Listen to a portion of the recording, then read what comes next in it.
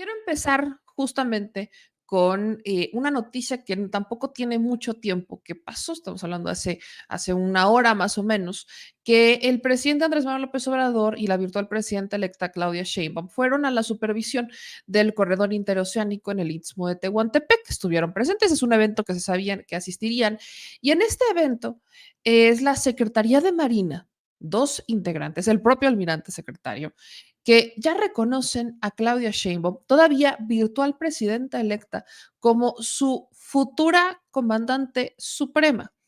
Algo que en este momento se está haciendo viral en redes sociales, así que yo les quiero compartir ese momento con de dando la explicación sobre la obra, el encargado de la obra y el propio almirante secretario Rafael Ojeda están hablando de la importancia del corredor interoceánico, que, insisto, esta es una de las obras más importantes para mí que deja esta administración, incluso más grande que, para mí, más importante que el Tren Maya, que los propios aeropuertos. Para mí, el corredor interoceánico es la obra de esta administración, porque es una obra que, uno, no era, no fue una idea original, llamémosle, del presidente. Es una obra que, si no estoy mal, tiene pensándose desde Porfirio Díaz. El asunto es que es el primer presidente que tuvo la voluntad de hacerlo. Y para mí, personal, como ciudadana e incluso informativamente, eso es extremadamente valioso. Estás hablando de un corredor interoceánico que va a potenciar el crecimiento económico en una zona del país que ha estado olvidada, que algunos la han utilizado como su isla privada para, pues para uso y goce exclusivo de ciertas personas con un cierto nivel eh, económico, mientras que los que de ahí son, de ahí nacieron y ahí viven, la están pasando de la fregada, ya son las 10 de la noche, la están pasando de la fregada. ¿Por qué? Porque no hay empleo, porque el único empleo que tienen es el turismo, y a menos que estés en el caso de Campeche, pues entonces también te dedicarás al tema petrolero, o en Tabasco también, pero y si te vas para abajo, pues ya te aclifriegas con el tema del turismo, y no es que esté mal, pero es que porque no hay más cosas que se puedan detonar. Entonces, justamente con el corredor interoceánico es una de las obras más importantes, insisto, para mí es la más importante porque hace esta apertura comercial que además ya no solamente es hacia Estados Unidos, sino que nos abre hacia Asia, hacia Europa, etcétera. Entonces, esta obra es una de las que menos, y ojo, también lo hemos explicado, es de las que menos hemos visto que se quejen los empresarios. En realidad, el corredor interoceánico es la obra, habrá que hacer una comparativa con datos duros, pero es la obra de la que menos amparos hemos escuchado que se han presentado, es la obra en la que menos quejas hemos escuchado que se han presentado, salvo cuando fue el tema de Grupo México, cuando el presidente Andrés Manuel López Obrador habla de la expropiación de 120 kilómetros, una cosita de nada para lo que realmente tiene Grupo México de vías férreas, donde pues se expropió para poder hacer la conexión, ¿no? Pues ni siquiera fue una expropiación como tal, ahí la estoy regando yo, fue retirar la concesión, porque las vías férreas no son de los privados, es una concesión que les otorgó el Estado desde hace muchos años, particularmente con Cedillo. Entonces, justamente lo que hace el presidente es empezar esta recuperación de estos, pues, de las vías férreas, empieza la conexión, inicia lo que es la reactivación comercial a través de los trenes, que sí, lo único que se le ha criticado al interoceánico es el tren, porque hay quienes insisten que los trenes son obsoletos, que contaminan, etcétera, etcétera, etcétera. Y si bien es cierto que sí es una dinámica contaminante, tampoco lo es tanto a comparación con otras dinámicas que se han estado implementando. Vaya, es un tema extremadamente amplio hablar del corredor interoceánico, que además también tendrá su versión para trenes de pasajeros, pero es con todo y esto que muy a grandes rasgos les estoy contando, es de la obra de la que menos amparos hemos escuchado que se presenten. ¿Por qué? Porque va por beneficiar también a los empresarios. Recordemos que hablando del nearshoring, esta localización de empresas, justamente lo que buscan es uno de los pretextos que tenían y en ese momento bastante justificado las empresas, es que no se podían localizar, no se podían relocalizar en el sureste mexicano porque no tenían salidas comerciales. O sea, sí estaban los puertos y demás, pero para ciertas empresas no era viable porque no había más allá que pues los puertos, que no les, o sea, no les era realmente rentable.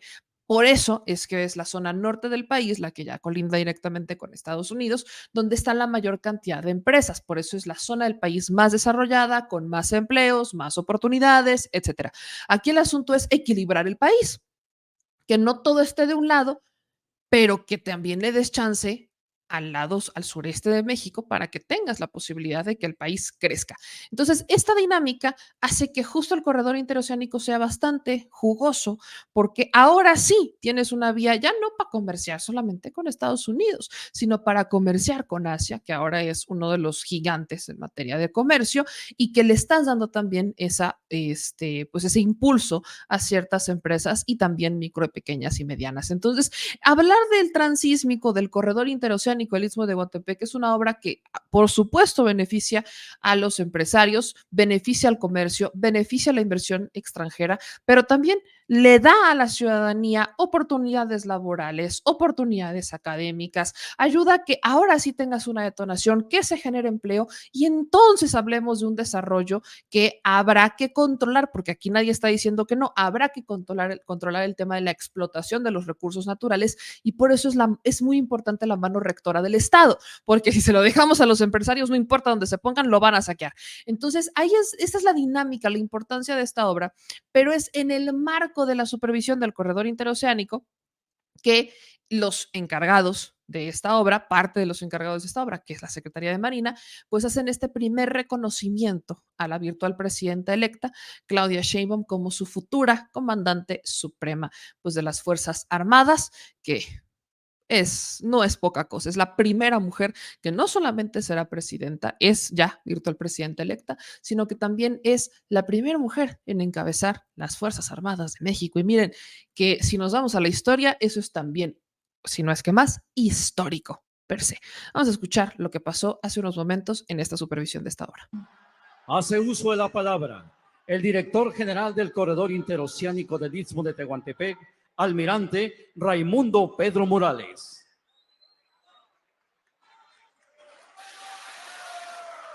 Licenciado Andrés Manuel López Obrador, presidente constitucional de los Estados Unidos mexicanos y comandante supremo de las Fuerzas Armadas.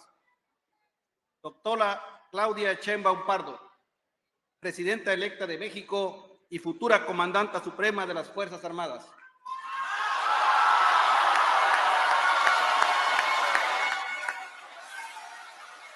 Almirante José Rafael Ojeda Durán, secretario de Marina y Alto Mando de la Armada de México. Distinguidos miembros del Presidium, damas y caballeros, con el permiso del señor presidente, presentaré a ustedes la situación que guarda el corredor interoceánico del Istmo de Tehuantepec. El corredor interoceánico del Istmo de Tehuantepec, desde el punto de vista del interés marítimo, interconecta el Océano Pacífico con el Golfo de México y consecuentemente con el Océano Atlántico. Se trata de potenciar el comercio marítimo entre Asia, la costa oeste de los Estados Unidos, Centro y Sudamérica, con la costa este de los Estados Unidos y Europa.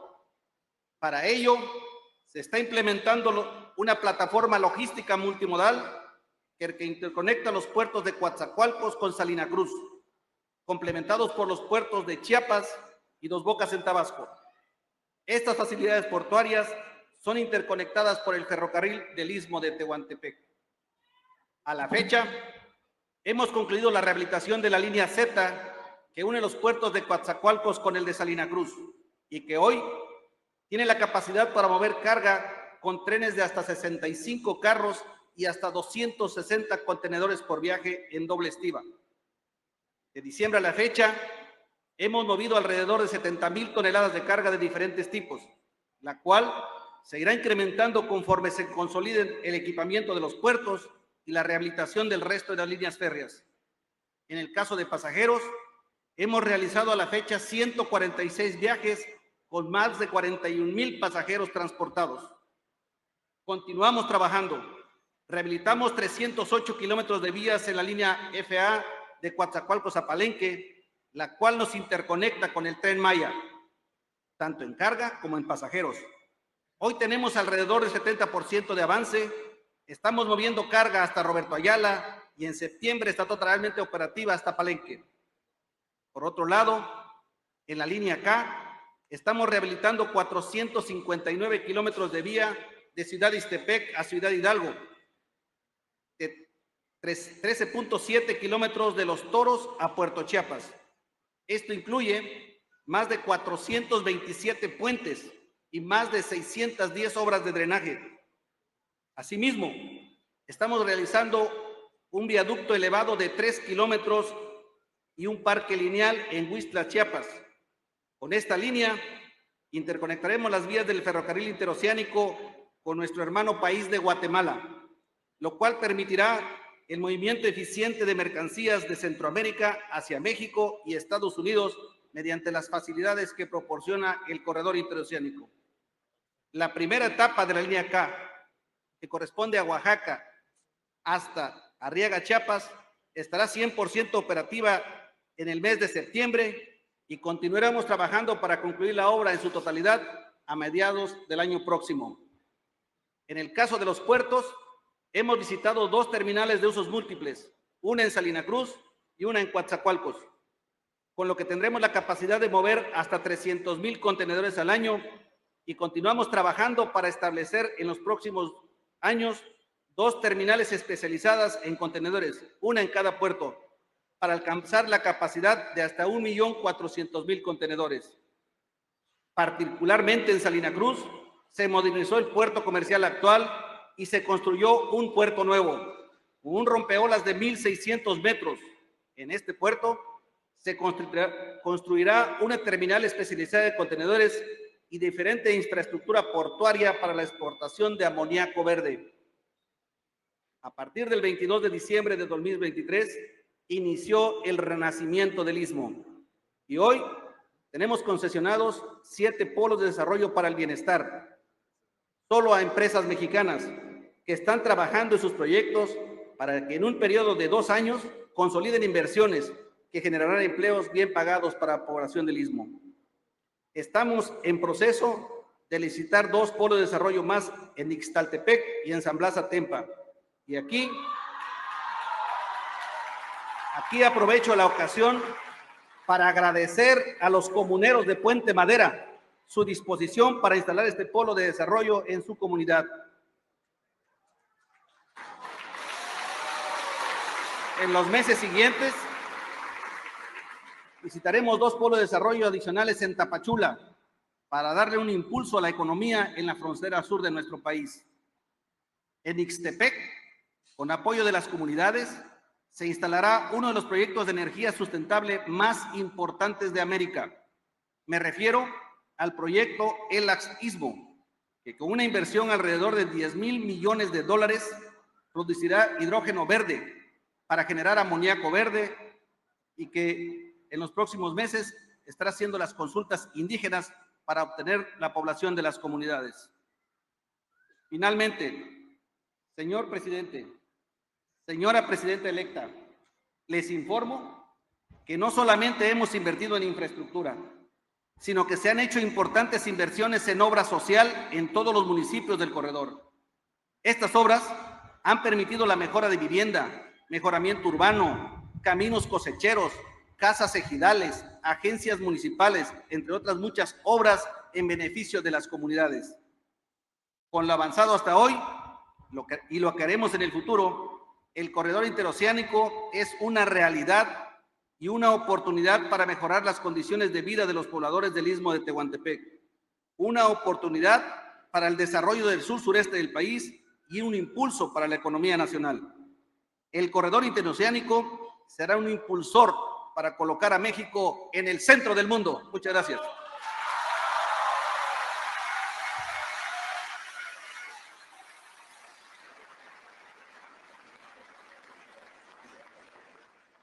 Solicitamos la intervención del secretario de Marina, almirante José Rafael Ojeda Durán.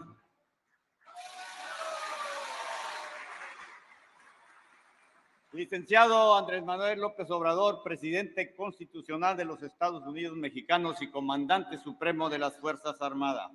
Doctora Claudia Sheinbaum Pardo, presidenta electa de los Estados Unidos mexicanos y también, como dijo mi compañero, próxima comandante suprema de las Fuerzas Armadas. Distinguidas autoridades e invitados, representantes de los medios de comunicación, estimadas familias oaxaqueñas que nos acompañan hoy, muy buenas tardes.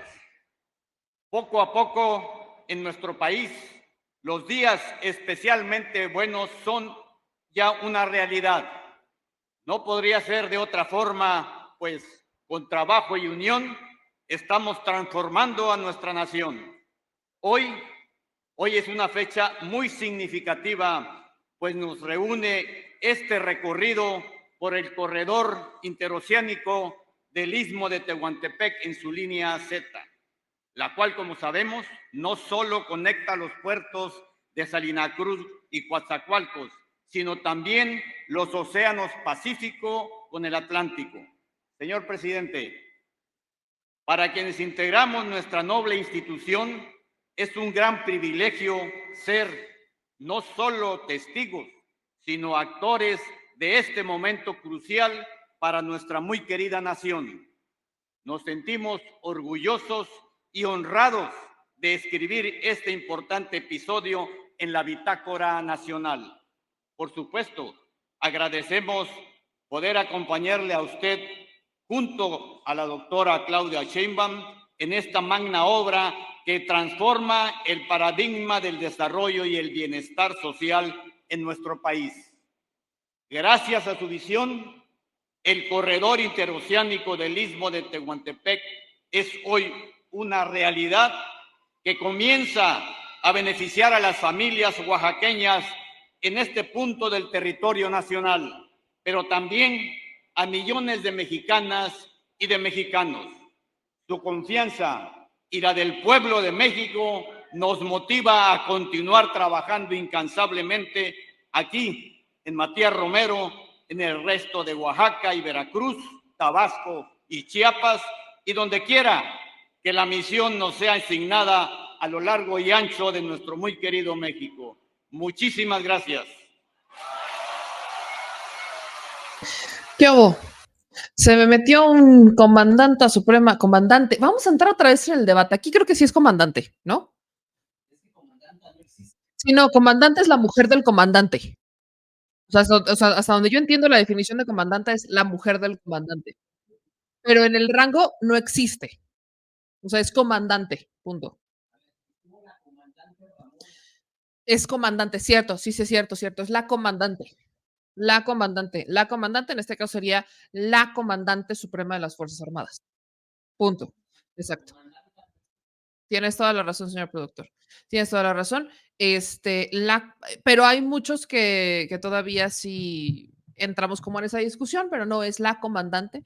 Entonces, sí, la neta es que sí está bonito. Miren, aquí voy a leer el comentario de Diana, que le mando un abrazote hasta Regiolandia, que dice: no estoy llorando, se me metió una comandante suprema de las Fuerzas Armadas de México al ojo. Es que sí es histórico. O sea, veamos la historia de México. México no tiene 200 años, no los tiene. Como país ya, sí, ¿no? Desde hace 200 años. Por eso es que decimos que los 200 años de México es histórico que en 200 años tengamos la primera presidenta. Pero la historia del ejército es más grande y es la primera vez que vamos a tener una mujer encabezando a las Fuerzas Armadas. Insisto, para mí eso es muy histórico y valdría la pena hacer un programa especial de historia, porque, insisto, hay muchas cosas que yo tampoco sé, pero valdría la pena hacer un programa especial de historia.